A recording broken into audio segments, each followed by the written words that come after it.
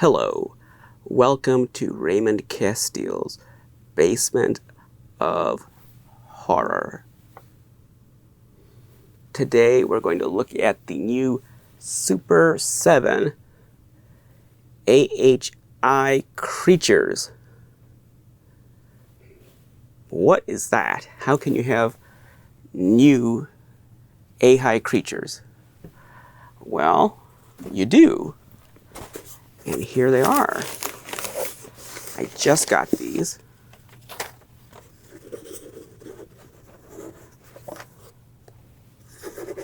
Look at these cute little boxes. New AHI creatures.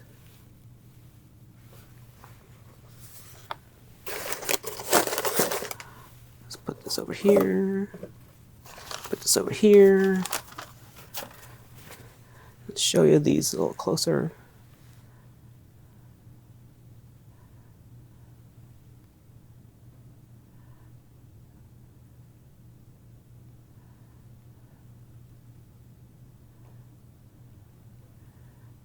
I love how it says Super7 monsters. World famous Super7 monsters. Because as you'll see, the originals are world famous super monsters, and they just put a little 7 there. That was cute. There's not one, but 2.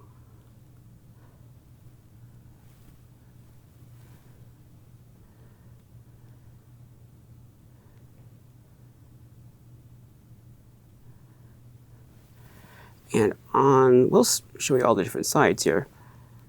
You've got the monsters pictured on the side. You have a modern universal logo on the top.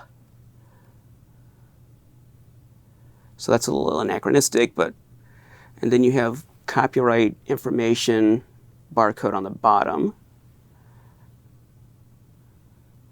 I forgot which side did I show you, though? This side or this other side? Let's just show them again. So you have the little monster portraits, but the coolest thing is on the back. They have this Aurora-style image.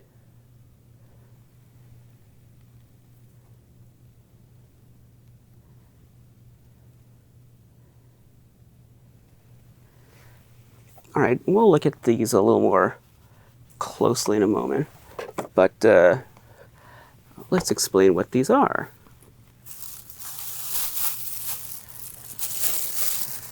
And you've seen these before if you watch the show. So these are based on some 1970s toys. And most monster collectors know what an Azrak Hamway International toy is. But, you know, if you don't know, this is an original Azrak Hamway International Creature from the Black Lagoon action figure. And I say AHI, that's how people pronounced it in the 90s. I think the norm these days is to say AHI or Azrak Hamway. And this is another original Azrak Hamway Creature. Now in this case, in this one, the figure is original, but the card is not. This card is a repro. This card is original. This is an original, sealed, completely 100% authentic 1970s AHI Creature. So there he is, the real thing on a real card. And you can see first where they have that logo, the Super Monsters logo, and how they put the 7 right there on this new release. You can see what he looks like. He's a thick, stocky creature. And notice he has 2 gills on each side of his head, 4 gills total. Also notice how he has red paint on his claws. I don't know if you can see his claws on his hands very clearly, but they have red blood on them. And this is the illustration on the back, based on the Aurora Glow Kit artwork. Aurora made model kits of the Universal monsters in the 1960s and then reissued them in 1969 as glow kits, and then again in 1972 in square boxes with artwork that looked like this, with a lot of yellow details to make it look like they're glowing in the dark. And these toys, these Azrak Hamway toys, came out in 1974. And so the Aurora model kits were still a current thing at the time. And Azrak Hamway just ripped off everything. They, in a sense, these are knockoffs of Migo figures, because Migo was making 8-inch action figures at the time. And AHI didn't just make creatures, they made Frankenstein, Dracula, Wolfman, Mummy. And they're more Migo-like, because they're more articulated and they have fabric costumes. I paused there because I don't really know if they're any more articulated than the creatures. I think they have the same points of articulation. But the other characters look more obviously Migo-like. Migo never made anything like this with these sculpted details all over. The closest Migo would have come would have been like the Hulk. Maybe you could say the Thing, but the rocks are printed on his costume. The Hulk, though, the Migo Hulk has a special body made just for him, with, it's bigger, bulkier, with muscles. So that's really the only time I can think of that Migo did a new body for a character, all new tooling, and then they reused that for the Thing. AHI, all their other figures have standard bodies that are reused for different characters, but they made this just for this character, and that is something. Nowadays, since a lot of fabric costumes are a little bit out of fashion, when you get away from Migo or the NECA retro cloth, the thing that's more in style would be sculpted on details, figures that are entirely made of plastic. I like fabric costumes myself. So it's not that uncommon now, but back in the 70s, that was quite an expense to sculpt a new body just for one character. That was unusual. Now, most people today think that this version came before this version. This is the first version, this is the second version. No one really knows, but I would agree that this is probably the first version they made, and then they made this one. And this version is very different.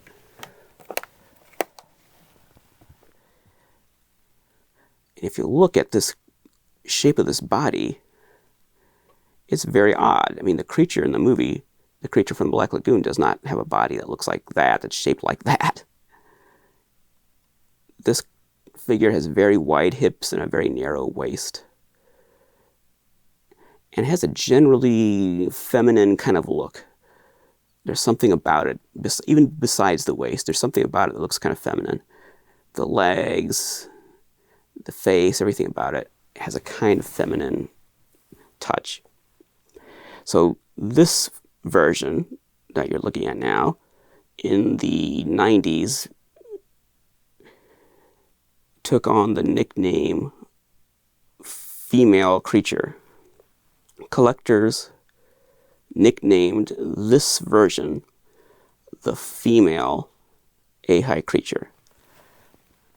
And they nicknamed this version the Male AHI Creature, because he's got a wide waist and he's just kind of stocky and there's something more masculine about him, and he's got kind of an attitude with his face and everything. Now, did Azrak Hamway intend for these to be male and female? No, of course not. They're both the same character. They're both the creature from the Black Lagoon. They're both licensed Universal Studios action figures based on the creature from the Black Lagoon. It just, for whatever reason, they made this one shaped in this way, and this one is shaped in this way. The wide waist creature is a direct copy from the Aurora model kit. They took the model kit and they made molds from the different parts and did a little bit of retooling at the joints. Well, they had to add joints to it, obviously. And the result was this action figure. This, I don't think, has anything in common with the Aurora kit. And what's odd is that the pre-release promotion, like the catalog images, when they first came out, have a creature that's made from parts of the Aurora kit. The prototype in those early catalog promo shots show a creature that's made from the Aurora model kit. It's actually the model kit put together to look like an action figure. So that's what they were thinking from day one. And yet I don't think this is the first one they made. I think this is. So maybe they just couldn't get together, couldn't make it happen, and so they put this out, and then later they made this one. No one really knows. It's all speculation. But anyway, these days the male-female terminology is going out of fashion for a variety of reasons. And so moving forward, most people would call this the wide waist creature and would call this the thin waist creature. And that's fine. Again, I started collecting in 1989. I'm very much a 90s mindset toy collector. A lot of my attitudes about collecting formed in the 90s. And in the 90s, this was the male and female AHI creature. So you know, someone starting collecting now might say it's the wide waist and thin waist AHI creature. Great, whatever. I'm fine with either one.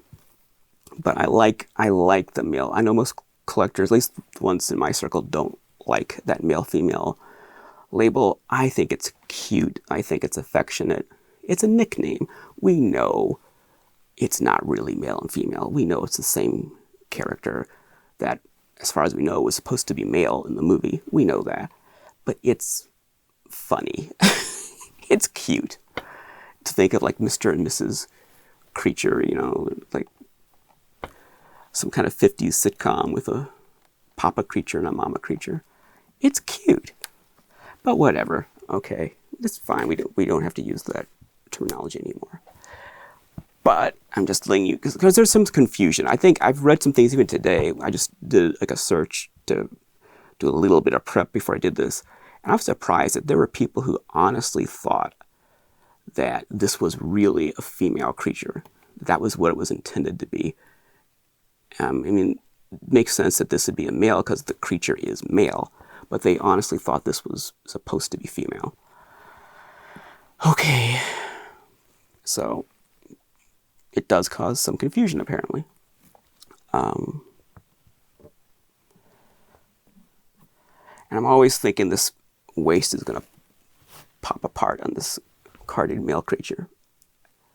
It will one of these days. So anyway, let's look at this again. So this is the narrow waist, thin waist creature. And you can see, I wanted to say she, you can see that it has 3 gills on each side of its head. Let me just verify that. I mean, I know it does. Let me just be double, triple, extra sure. Yes. It has 3 gills on each side of its head. 6 gills total. And that is like the movie character.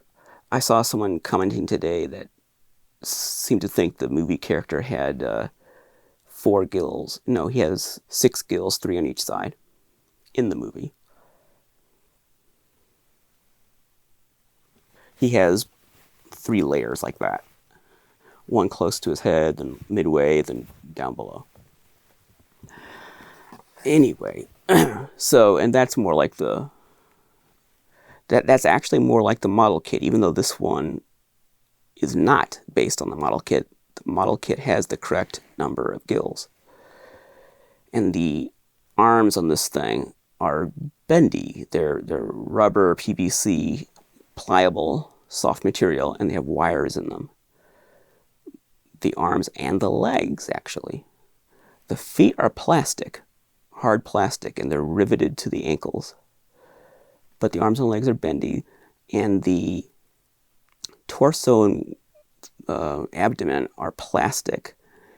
And I think the head's plastic, but I'm not sure. I don't know if, I know it's not, you cannot squeeze that head. It's not soft. But I don't know if it's hard, rigid plastic or if it's a little bit, slightly soft. My memory, because I have touched, obviously this is a loose one, so I mean I handled that, but I've had them in the past, and I remember the head being very hard, so you definitely cannot squeeze it. But I don't know if it's like rigid styrene type plastic or if it's a little softer PVC material. This wide waist one, here's my childhood one. So this is my childhood wide waist creature. So I had him since I was a kid, got him in the 1970s, had him almost all my life. And he has a squishy head. His head is very soft.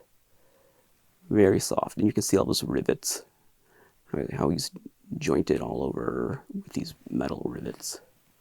There you go. You can see the rivets. And you can see detail in his back.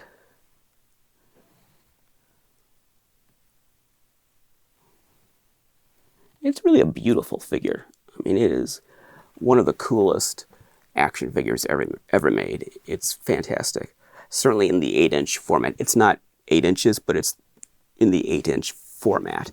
Just like the Migo Hulk is not 8 inches tall, but it's in the 8-inch Migo style format. And for some reason, when they have these special characters, Migo did this too with the Hulk and the Thing, but a lot of people do this. When they have these more bulkier, ornate characters, they make them shorter because they have to fit in the same size package as the more human figures with the standard proportions. And if they didn't make them a little bit shorter, they'd be too wide or too bulky to fit in the bubble. I guess that's the thinking. So he's actually a little bit shorter than some of the other Frankenstein Dracula characters. He stands a little slightly shorter than them. And all of the Azrak monsters are a little bit shorter than 8 inches. They're, I don't know, 7.5 or so, thereabouts. And the creature is even shorter. Not this one, though. This one's tall. You see how she compares. I keep calling her she. Yeah, it's quite a difference in height.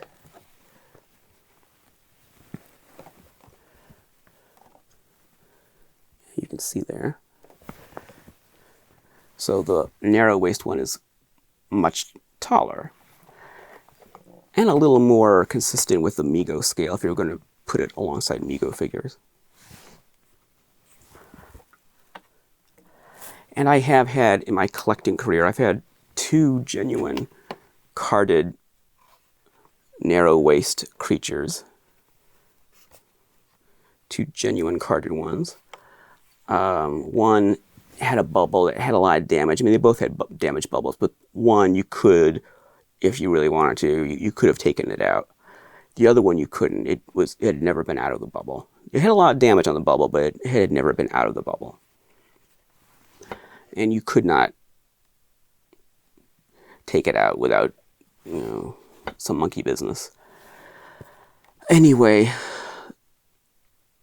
so I've had actual carded ones. This one is pristine. I mean, this is the most perfect looking example of this figure I've ever seen. Because usually this figure has a lot of paint wear, especially around the ankles. The paint just comes off of those ankles and the feet. It doesn't stick to that plastic. And normally this figure has a lot of paint wear. I mean, they both do, but this one too, just the paint doesn't stick to it. And even the carded ones I had paint wear. And this guy, there again, when you find loose examples, which is how you will usually find him, is loose, the paint is just a mess because it doesn't stick. The paint doesn't stick to this plastic. And you can see the faces down below there. So these are the original Azrak Hamway creatures. And the reason it's important to bring them out, to give you some context of what these are. So now you kind of understand why it's this color, this pink color, why it has these pictures on the side, just like the Azrak Hamway boxes, and this cool Aurora-style artwork on the back. And this is the wide waist creature. That's what this figure is based on. It's like a 3 3/4 inch replica inspired by the wide waist creature. And true to the original, he has 4 gills, 2 on each side.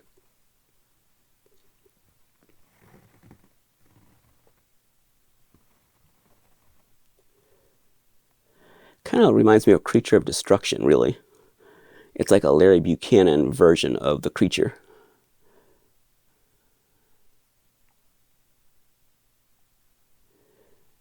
And he has red claws. I think, there you go. You can see the red claws on his feet. I can't quite see his hands, but I think they're red on his hands too, but you can easily see the ones on his feet. His claws are red. And he's got that yellow spray on top of the green, just like the original. And here is the thin waist creature. Now, I think this is an even better replica of the actual toy. This really looks like that toy. Look at the face.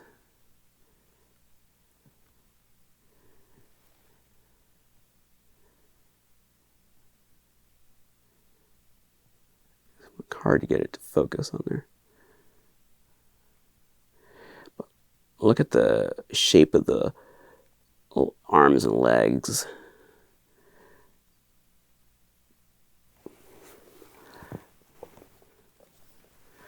It's very difficult to get a good shot of these.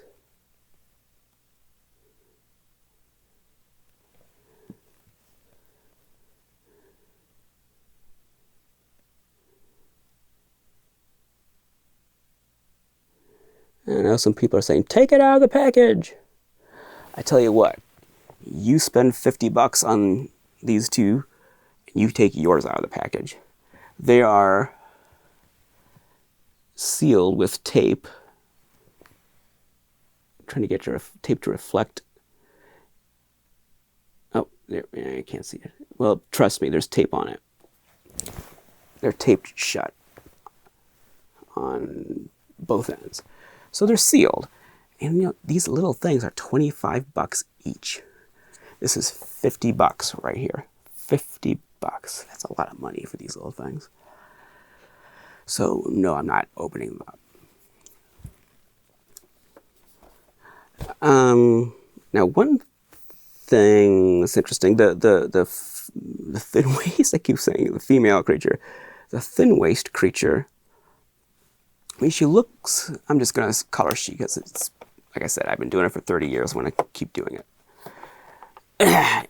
Instead of correcting myself all the time.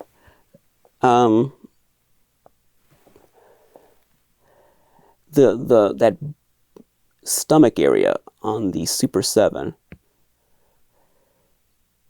it's very defined, and it's yellow, whereas the surrounding area is green, and it's not like that on the original. But I think other than the paint being more, you know, it's more sharply defined on this little one. Other than that, I really think that this little one captures this big one in this smaller format very well.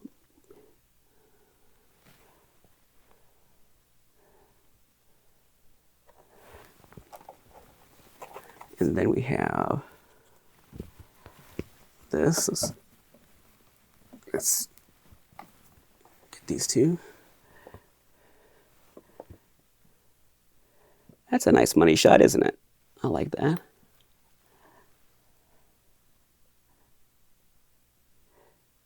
Now, the little one's awfully cute, but I don't think it quite hits the nail on the head as far as looking like the big one. I think I think this one is a little more stylized of the two. It's not quite as faithful a recreation of this one. I think they made this one a little more stylized, whereas the thin waist one, I think they tried to really capture the original figure more. So let's put these side by side.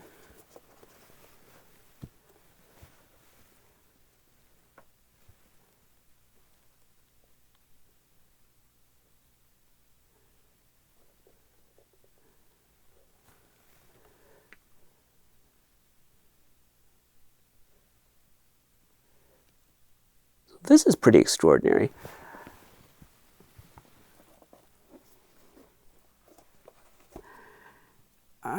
Basically, I mean, the thing that interests me most about these is that this is not really a toy of the creature from the Black Lagoon. This is not an action figure depicting the creature from the Black Lagoon. Not really. This is a toy of this toy. This is a toy that depicts this toy. This is a toy of a toy. They thought this toy was so cool, they needed to make a toy of it. It's a toy of a toy. This depicts the creature from the Black Lagoon. This is a toy of the creature from the Black Lagoon. This is a toy of this toy. That's what's interesting. And of course, this is a toy of a toy. This is a toy based on this toy. So, I mean, other people would look at a movie character, TV character, literary character, comic book character, real life celebrity, whatever, and they would say, you know, that character is so cool, someone ought to make a toy based on that character. And this is a case where they said, you know, that toy is so cool and has become so iconic. Somebody should make a toy of that toy. And that's what we have here. That's what they've done. They've made toys of these toys. So apparently, according to Brian Heiler of Plaid Stallions, Toy Ventures, Migo Museum, Pod Stallions, Brick Mantooth YouTube channel, this is his magazine that he publishes, Toy Ventures. And according to him, from what he's heard, Super7 got the idea to make these two toys after seeing this issue, this first issue of his magazine, Toy Ventures, which came out about a year ago. Because in it, it's got this wonderful big story about the Azrak Hamway monster series. Certainly the definitive work on that subject. So if you're interested in AHI monsters, you need to get this magazine. And I hope it's not reflecting just a big white mass from the light reflecting on it. I don't have a monitor to see what's being picked up here. Sometimes on these shows, I look at it when I'm editing and I'm holding something up and it's just the light's reflecting on it. It's just, you can't even see what it is. It's just white glare. So I hope that's not happening here. These are here, I'll do it in this camera because I do have a monitor for this. So you can see these are the bendies, bendems.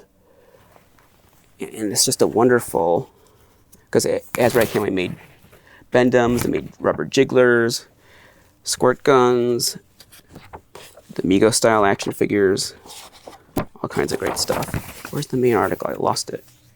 Oh, here we go. Wow. So here's a page that has a spread that has the wide waist creature. And where's the thin waist creature? Here we go. This page has the thin waist creature, and that's not one of mine. I'm not sure who that belongs to. I had beautiful photos of the last carded one of these that I sold a few years ago, and I could not find the photos when Brian was putting this together. I searched everywhere, could not find it, but I swear I took lovely photos of it. Oh, here's a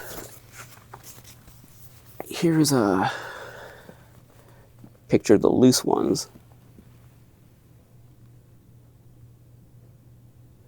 So there's a loose, wide waist, and thin waist Azrak Hamway creatures, and they're in wonderful shape. Look at the paint; it's great on these two examples.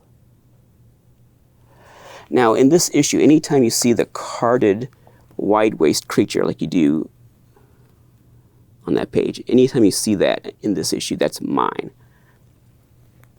So that one is the one that you've been seeing on this episode. And I mention that because if it's correct that Super7 looked at this magazine to be inspired to make these toys, then that means they were looking at my wide waist creature pictured in there. So this is not only a toy of the wide waist Azrak Hamway creature. This is not only a toy of the male AHI creature. It is a toy of this particular AHI creature. It's a toy based on this particular one, because that's the one they were looking at in the magazine. So it's not just a toy of this toy in general, it's a toy of this particular toy. So that's cool. I can't say that about this one, but I can say it about this one. So I have a toy based on my toy. Now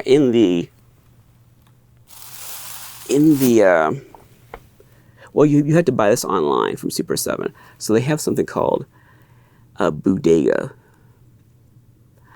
A bodega is a shop. Strictly speaking, I think it's a type of New York-based little shop. But I think anywhere now, I think the similar shop anywhere in the world now is called a bodega. But that's where it originated. I think it originated with New York little shops. And it's a Spanish word, bodega. But Super7 on their website, they have a bodega every Halloween. So it's up now as I'm recording this, the bodega. And these Azrak Hamway creatures are on their bodega. And I don't know how long it's going to be up. I'm guessing they'll take it down after Halloween. Usually the stuff that's on that bodega site sells out like that. They had I've had it in this display before, a Pinplax, that's an aquarium ornament from the 1970s. Pinplax made a creature from the Black Lagoon aquarium ornament, and Super7 made a replica of that. Now the figure didn't really look like the Pinplax figure, but the package did. So this isn't the first time they've done this kind of thing. And that sold out very quick. And then they did a little mini Shogun Warriors Godzilla in a little package that looked like the Shogun Warriors package, and that sold out like that.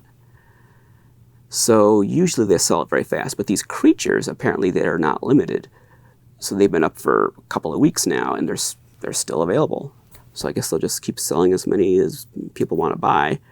But this bodega, it's only a Halloween thing, so I'm thinking they would take it down after Halloween, I would guess. I don't know. So if you want one, this should be uploaded before Halloween. So if you want one, I would go to the Super7 website and just Google it. You'll find it. And look at their bodega and get one while you can. Because once these sell out, people will be asking ridiculous amounts of money for these things. No matter how plentiful they may be for a while, eventually they'll run dry and people will want stupid money for them. Not just because that's what happens with all the Super7 stuff that sells out, but because these original toys are so sought after. Like, even loose, these creatures go for hundreds of dollars loose. And on an original card like this, I mean, I don't know. I would think a minimum of $6,000 for a carded creature like this. You know, probably 6 to 8 in that range. Thousand, not $100,000, $6,000 to $8,000. So it's expensive. I had many years ago the second carded female creature that I had. I sold it. Well, total deal was $7,500, of which $7,000 was cash and $500 was this loose figure. I counted that as $500 in the deal, and then the rest was cash. So I got this loose figure and $7,000 in exchange for my genuine carded example. That was many years ago. And I was sad that I don't have it anymore, but I needed the money. What can I say? I've had this guy since 1993. So he's not leaving me. I've had him since 1993. I mean, if I still have him when I die, if I die at an old age, and who knows, I could die before this recording is finished for all I know, but if I die at an old age and I look back, there really won't be a whole lot of difference between how long I've had this and how long I've had this. I guess there's roughly a 20-year difference. You know, maybe it's like a 19-year, I don't know, but roughly 20 years between getting this and getting this. But, you know, if I'm in my 80s or 90s or 100 years old, as if I'm actually going to live that long, but who knows? Is that really, by that point, does that make much of a difference? I don't know. But the difference is that I had this one in childhood. I played with this one. I took him to school with me. I slept with him. I cuddled up with him. I took him to Egypt with me. I took him everywhere. I can't say that about this one, but I can say that about this one. So they're expensive, and that's why there's a lot of buzz about these, and also why if you don't get one now, people are just from association, they're going to think they can charge more for these, and they'll succeed. They will charge, and people will pay. They'll pay for it. I mean, I paid $50 for this pair of tiny little figures in these little boxes. And I have to say, these boxes, I'm a little, I don't want to say disappointed, but there is something about the look of these boxes which has a little bit of kind of like a laser printed look. They don't, the printing's not as crisp as the real thing. Well, this isn't the real thing. This is also a repro. This card is a repro, and it has the same kind of look to it, as opposed to every time I sit this down, I pick it back up. As opposed to this one, which is made with a printing press with plates, and you can really tell the difference. You can tell just looking at it, you can tell the difference in printing between this and this. To the naked eye, I don't know if you could see it on a camera, but to the naked eye, it's obvious. And this has that kind of digitally printed look, as opposed to plates, printing plates. Now, I don't know what process they actually use to make this. Maybe they make plates. I don't know, but it doesn't look like it. I think maybe if they had used a glossier kind of paper, that might have made it pop a little more, because the original ones do have a very glossy kind of finish on the paper. They're not like a matte finish. This is a matte finish, and the originals had a glossier finish. So that's a little criticism that I wish they had used a different paper or different printing or something. But yeah, it's a small matter. Now I noticed that they have the word official black, and the black official should go with the thin waist creature. The word official was black on the card of the thin waist creature, and it's white on the original card for the wide waist creature, but it's black on this one, so they didn't change that. So that's a little thing that, if they had gotten that right, I would have been impressed if they had gotten that little detail correct and taken the trouble to do two different fronts to the box. And I'm wondering if they, where did they get these images? Did they recreate them? Did someone, because I know Super7 has some very talented painters, some of the best package art in the business. But these look like the original art. So did they get, where did they get this? Did they get a original carded creature to get this artwork off of? I don't know. I don't know if this is recreated from scratch and just very well done, or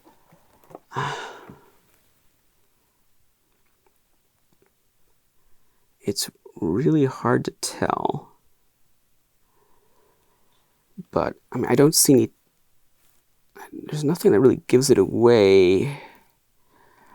One of the feet looks like it's a little different position. But they may have just altered that for some reason, whatever. Well,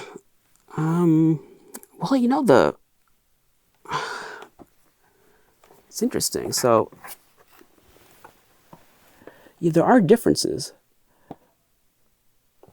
If you see this one has a creek running, if you want to call it puddle or whatever, between his legs, and that doesn't.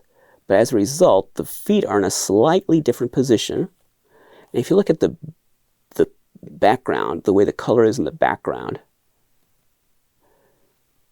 that color is a little bit different. The shapes in the background, the paint strokes are different. So the background's different. So that's not the same, but I don't know if, I can't tell if this is just a really skilled recreation of this artwork, or if they took this artwork and then reproduced it and touched it up a little bit. And these images on the side are very detailed. I can see individual hairs drawn on the Wolfman, and look at the paint strokes, the paint blotches. I don't know. It could be. It's really hard to tell. They could be recreations. I mean, they really could. Just really, really good recreations. It's possible. It's hard to tell. I can't see anything. I mean, they're not exactly the same. They're 99.9% the same, but there are little tiny differences. So I don't know how they did this. Maybe they started with like pictures of an original card and then painted over it, either with actual paint or digitally. I don't know, but they did a great job of recreating this imagery. And the Azrak Hamway Castle, that iconic image. I don't see anything that gives it away, where I can look at it and say, aha, I mean, they repainted it, or aha, it must be the original. I don't know. I don't know if the art's recreated or if they took it off an original. It's interesting that in the text, the write-up, the language, the description on the Bodega site, they talk a little bit about what AHI Super Monsters was all about. What it's not 100% accurate. When I was reading, I could critique a little word here and a word there. It wasn't quite right. It's interesting that they talk about the wide, I think they call it the wide hips version being nicknamed the female one. Instead of saying it's a thin waist, they focused on the hips, the fact that it has wide hips. And then I think they suggested that this one has narrow hips. I don't know. It seemed like they were a little confused about why people call one male, why they call one female. It's the waist. It's a wide waist and a thin waist. It's not the hips necessarily, but they focused on the hips in their write-up. But they did mention male and female, and the fact that they're both supposed to be male. They're both supposed to be the movie creature. So that's interesting. It's just the whole thing is such an odd choice to do this. I mean, I'm glad they did it, but it's so obscure, so esoteric to